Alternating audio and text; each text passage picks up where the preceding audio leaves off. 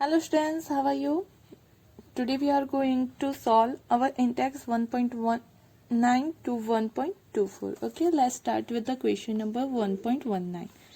What type of defect can arise when a solid is heated? Which physical property is affected by it and in what way? Right? हमें क्या पूछा गया है कि जब हम किसी सॉलिड सब्सटेंस को हीट करते हैं तो कौन सी डिफेक्ट फॉर्म होती है और उसकी कौन सी फिजिकल प्रॉपर्टी अफेक्टेड होती है, किस तरह से, उसकी हमें डिस्कशन करनी है. ओके, तो फर्स्ट क्वेश्चन का आंसर है the vacancy defect can arise when a solid is heated. Right, कि जब हम सॉलिड को हीट करते हैं तब वो वैकेंसी डिफेक्ट फॉर्म करता है. Okay, this is because on heating some atom और ions are missing from their side completely. सही है, क्योंकि हीट करने पे क्या होता है तो कुछ एटम अपनी जगह से क्या हो जाते हैं, एटम या फिर मॉलिक्यूल्स जो भी हो वो अपनी जगह से रिमूव हो जाते हैं. और रिमूव हो जाने पे क्या, कौन से टाइप की हमारी डिफेक्ट फॉर्म होती है, तो वैकेंसी टाइप की. Okay, as a result of vacancy defect, the density of the substance decrease and it may become colored. सही है. अब यहाँ पे क्या होगा, तो जब हीट करेंगे, जैसे कि हमने बोला कि ये हमारा कोई सॉलिड है. ओके, और जैसे हमने उसे हीट किया, हीट करने से अंदर से एक दो मॉलिक्यूल्स सपोज चले गए. सही है, यू कैन सी दैट कि जहां से मॉलिक्यूल्स रिमूव हो रहे हैं वहां पे जगह बन रही है. सही, एक स्पेस हो गई, एक ये स्पेस हो गई, तो उसी खाली जगह को फॉर्म हो रही है, उसी वजह से उसे वैकेंसी डिफेक्ट बोलते हैं.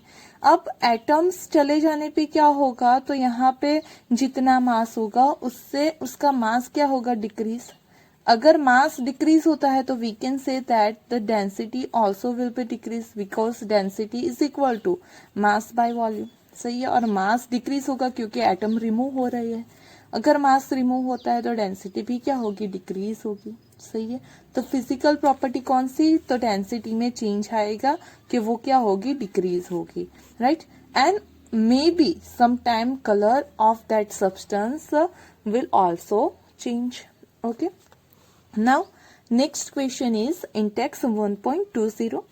What type of stoichiometric defect is shown by zinc sulfide and AgBr?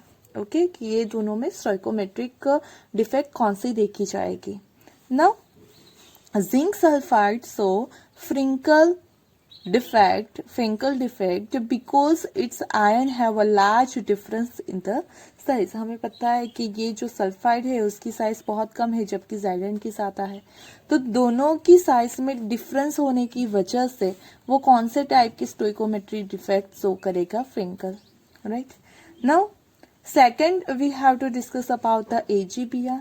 Right, AgBr shows both Frenkel and Schottky defect. ये दोनों टाइप की डिफेक्ट क्या करेगा, शो करेगा. Now in text 1.21 explain how vacancies are introduced in an ionic solid when a cation of higher valence is added as an impurity in it.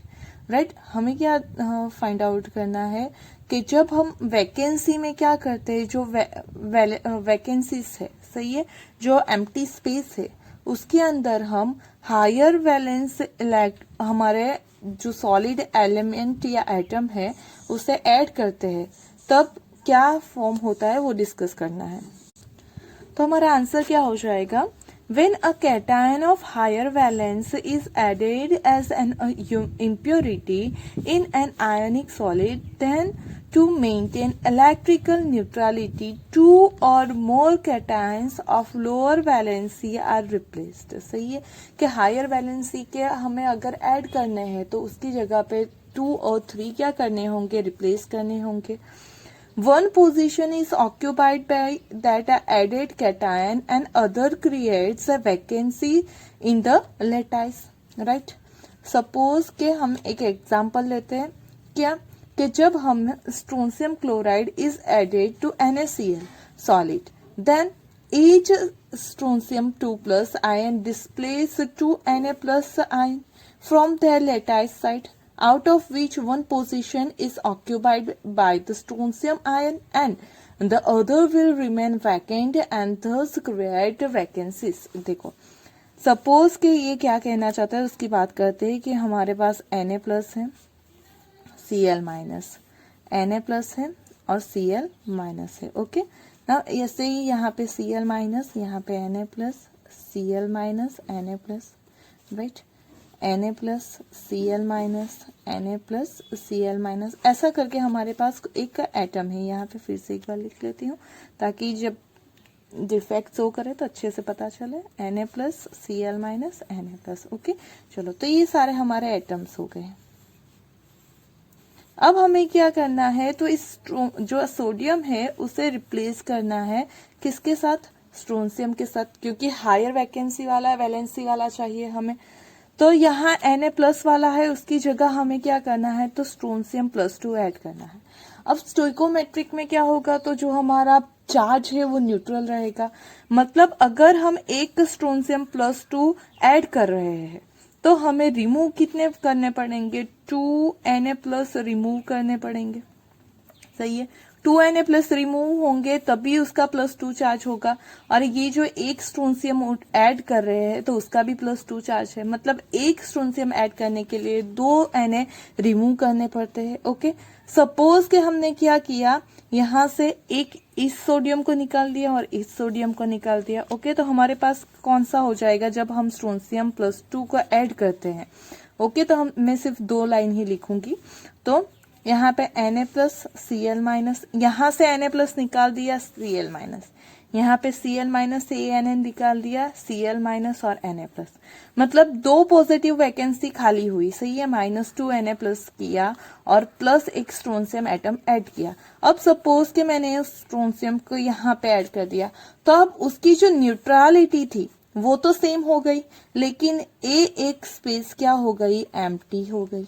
वही बोला गया है कि जब हम हायर वैलेंस कैटायन को ऐड करते हैं एज अ इम्प्योरिटी और हमें क्या करना है, न्यूट्रलिटी भी सेम रखनी है, तो जो है वहां पे क्या हो जाएगा, तो एक अनऑक्यूपाइड, एक वैकेंस लेटाइस क्रिएट होगा. ओके, तो ये जब हम हायर वाला ऐड करते हैं तब क्या होता है वो हमने देख लिया. Now next question in text 1.22. Ionic solids which have anionic vacancies due to metal axis defect developed color. Explain with the help of a suitable example. Right, क्या बोला है कि जब हम आयनिक सॉलिड में एनायनिक वैकेंसी हो और उसके अंदर excess metal excess defect present हो तो वो क्या करता है, तो जो हमारा कलर है वो शो करता है. वो जो डिफेक्ट की वजह से कंपाउंड कलर्ड हो जाता है. सही है, उसे एक्सप्लेन करना है विद द एग्जांपल.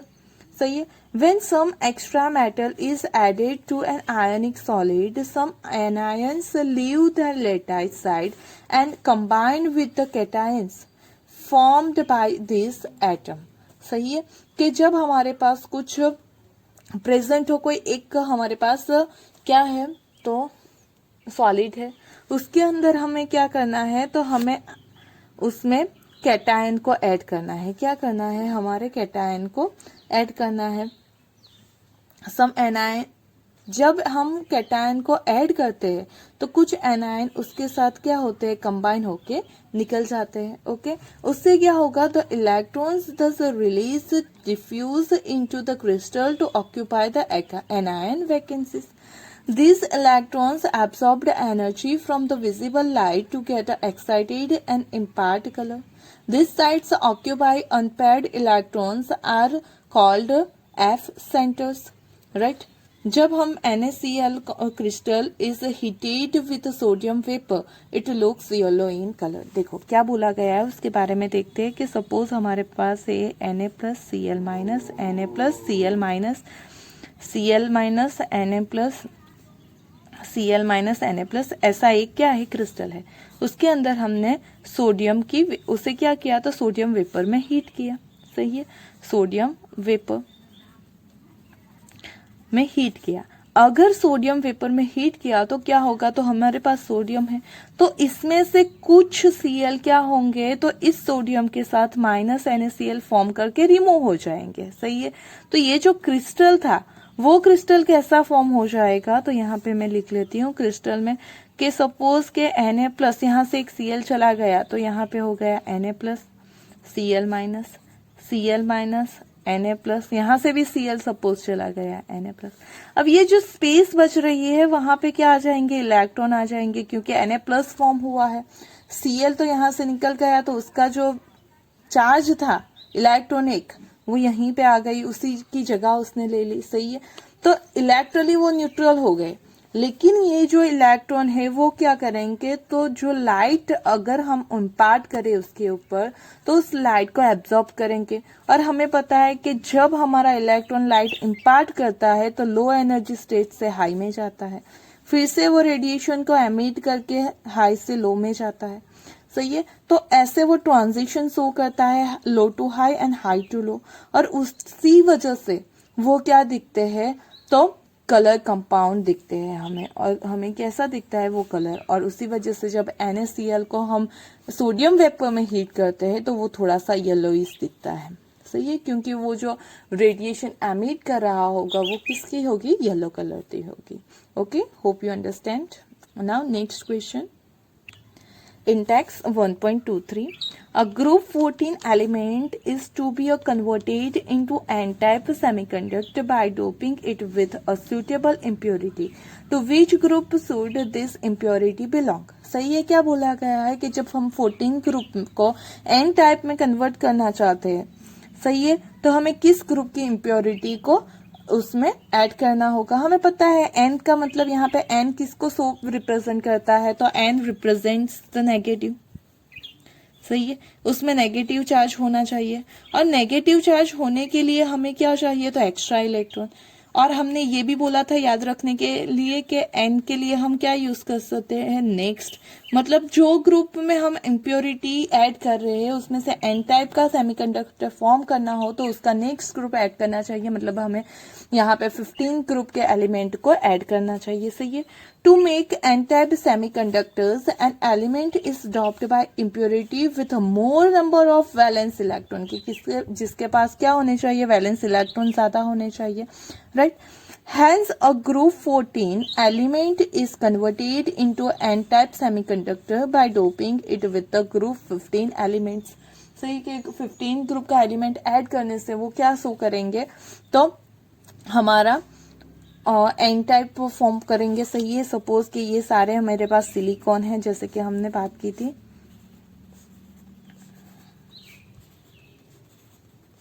सही है, अब उसके अंदर हमें पता है कि 4 वैलेंस इलेक्ट्रॉन होते हैं, ये 4 इलेक्ट्रॉन वैलेंस इलेक्ट्रॉन हो गए।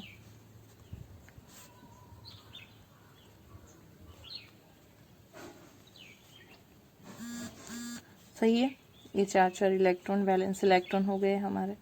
अगर हम यहाँ से अब क्या करें, एक सिलिकॉन को रिमूव कर दें। सही है, यहाँ से मैं क्या कर रही हूँ, एक सिलिकॉन को रिमूव कर रही हूँ, और उसकी जगह हम 15 ग्रुप का एक आर्सेनिक ऐड कर रहे हैं। अब आर्सेनिक की तो वैलेंसी क्या है, 5, तो ये 2, ये 3 और 4 तो इसने यहाँ पे सिलिकॉन से कोवेलेंट बॉन्ड फॉर्म में करने में यूज कर दिए। लेकिन आर्सेनिक के पास तो कितने हैं, 5, तो एक इलेक्ट्रॉन फ्री इलेक्ट्रॉन रह जाएगा। सही है, और ये फ्री इलेक्ट्रॉन ही करंट को पास करेगा, और यहाँ पे करंट पास नेगेटिव चार्ज की वजह से हो रहा है, इसीलिए उसे एन टाइप बोलते हैं। सही है, तो ये आप याद रखोगे, एन का मीनिंग नेक्स्ट होता है, मतलब आप नेक्स्ट ग्रुप को आपको ऐड करना है। ओके, और पी टाइप फॉर्म करना हो तो प्रीवियस ग्रुप ऐड करना है। Okay, now last question of this chapter of Intex 1.24, what type of substance would make better permanent magnets, ferromagnetic और ferrimagnetic? Justify your answer. सही है, तो ऑब्वियस है हमारा फेरोमैग्नेटिक होगा। सही है, क्यों, उसकी बात कर लेते हैं। In ferromagnetic substance magnetic domains get oriented in the direction of magnetic field and a strong magnetic field is produced. सही है।